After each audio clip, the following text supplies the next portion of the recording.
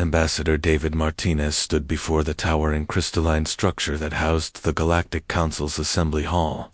His black diplomatic uniform bore the simple blue emblem of Earth, a stark contrast to the elaborate ceremonial garments worn by representatives of the 47 member species.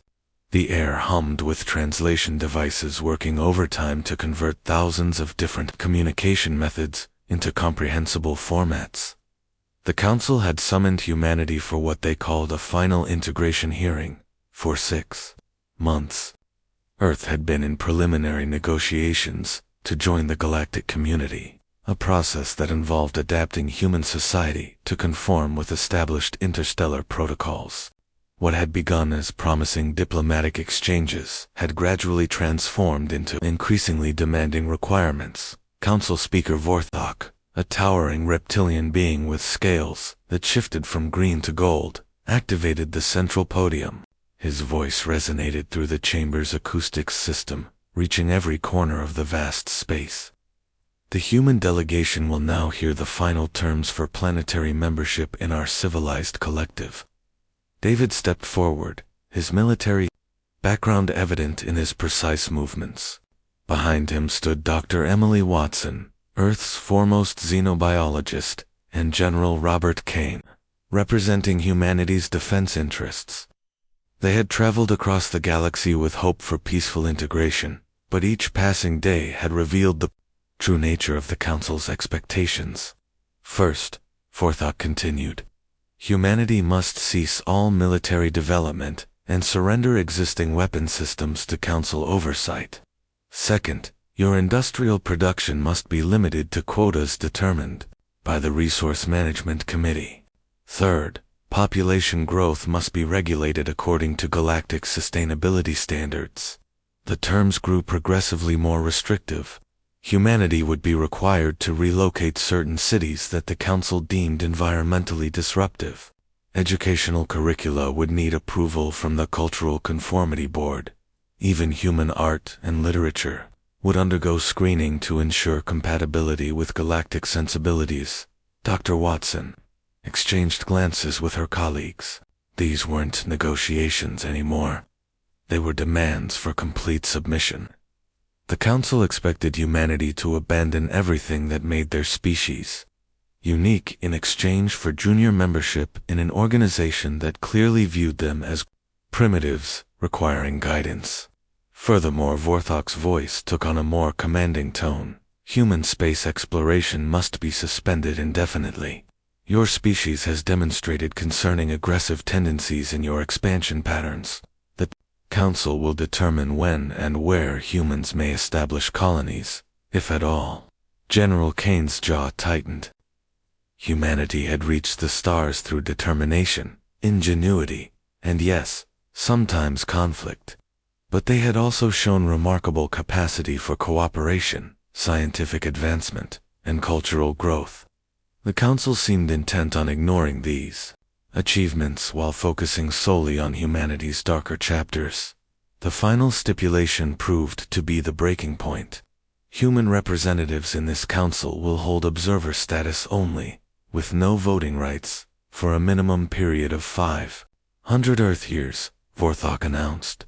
This probationary period may be extended based on compliance evaluations. David felt something shift inside him, a crystallization of resolve that had been building throughout these proceedings.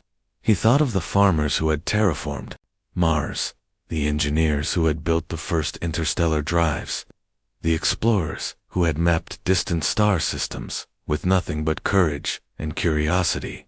The Council wanted to strip away everything that had driven humanity to reach for the stars. I need to confer with my team, David said, his voice steady despite the magnitude of the moment. The human delegation huddled together, their conversation taking place in rapid, low tones.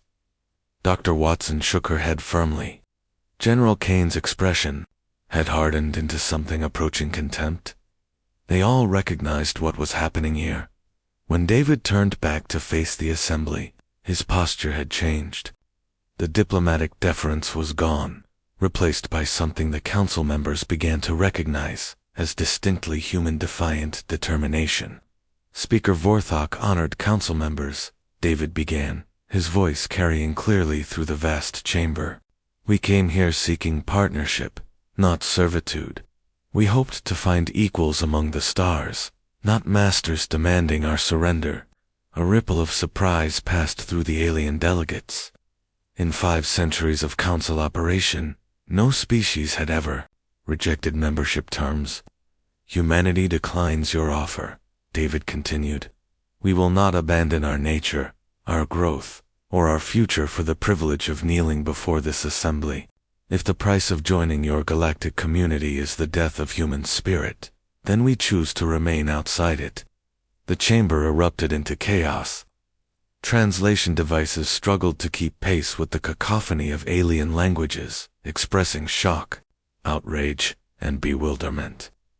Several council members rose from their seats, their various appendages gesturing frantically. Vorthok's scales shifted to deep red, a sign of extreme agitation among his species.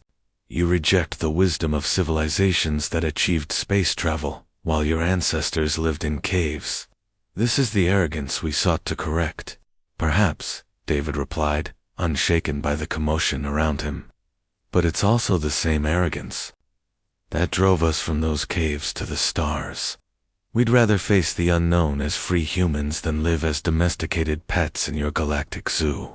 The human delegation turned and walked toward the exit, their footsteps echoing in the suddenly silent chamber.